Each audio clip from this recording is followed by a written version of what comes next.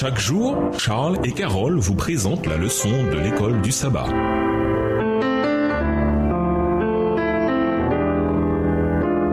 Bienvenue à votre émission. Dieu nous parle. Nous voyons la leçon de jeudi, l'iniquité des Amorites. Dans Deutéronome 2 et 3, Moïse continue à raconter l'histoire des Israélites et la façon dont, avec la bénédiction de Dieu, ils mettaient leurs ennemis en déroute dès qu'ils faisaient preuve de fidélité. Dieu leur accordait la victoire même sur des géants. Deutéronome 2, les versets 11 et 20 et Deutéronome 3, verset 13. Bien sûr, cela soulève une question difficile que nous devons au moins essayer d'aborder, la destruction de ces peuples. Même si les enfants d'Israël commençaient souvent par parler de paix aux différentes nations, voire Deutéronome 20, les versets 10 à 11, ils n'acceptaient pas cette offre de paix. Il arrivait que les Israélites les détruisent, y compris les femmes et les enfants. Le Seigneur, notre Dieu, nous l'a livré et nous l'avons battu, lui, ses fils et tout son peuple. En ce temps-là, nous avons pris toutes ces villes et nous les avons frappées d'anathème, les hommes, les femmes et les familles entières. Nous n'avons laissé aucun survivant. Deutéronome 2, les versets 33 à 34. Certaines personnes essaient de contourner ce problème en affirmant simplement que ces histoires ne sont pas vraies. Cependant, parce que nous croyons que toute écriture est inspirée de Dieu et utile pour enseigner, pour réfuter, pour redresser, pour éduquer dans la justice, de Timothée 3, verset 16, les adventistes du 7e jour ne peuvent dire cela. Ainsi, nous sommes confrontés à un problème difficile concernant ces épisodes. Lisons Genèse 15, les versets 1 à 16. Que dit Dieu à Abraham dans Genèse 15, verset 16? Et dans quelle mesure cela éclaire-t-il ce sujet difficile?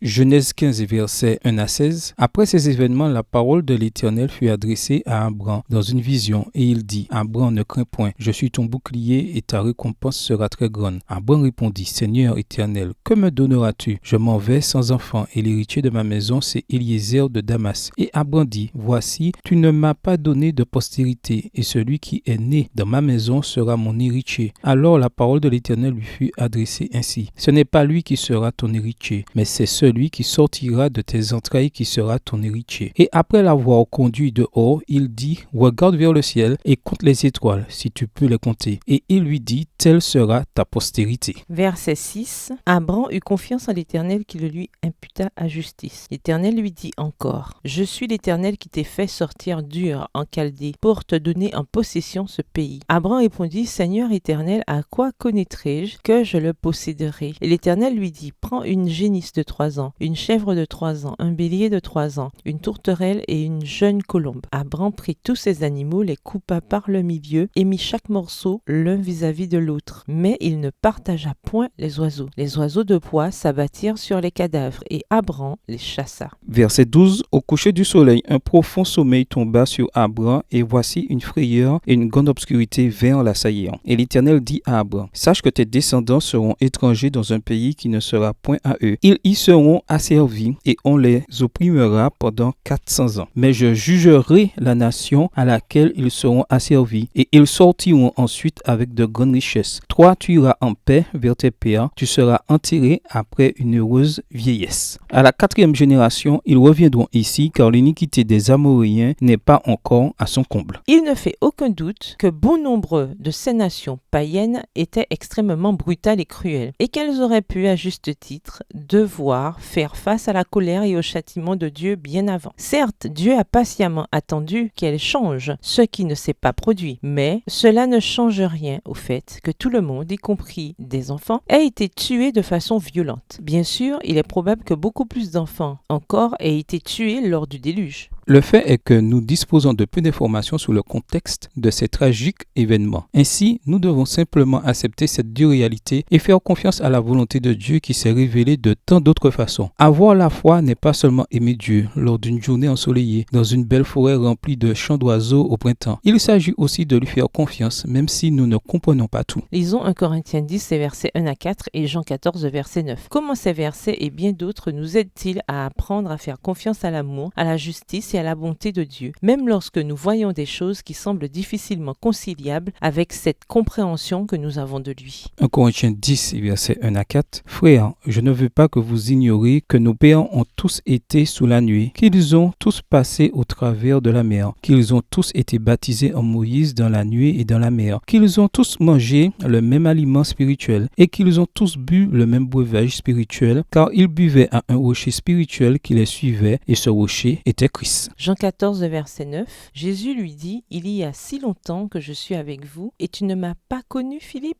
Celui qui m'a vu a vu le Père. Comment dis-tu, montre-nous le Père ? Au revoir. » Et à demain si Dieu veut. Dieu nous parle. Chaque jour, Charles et Carole vous présentent la leçon de l'école du sabbat.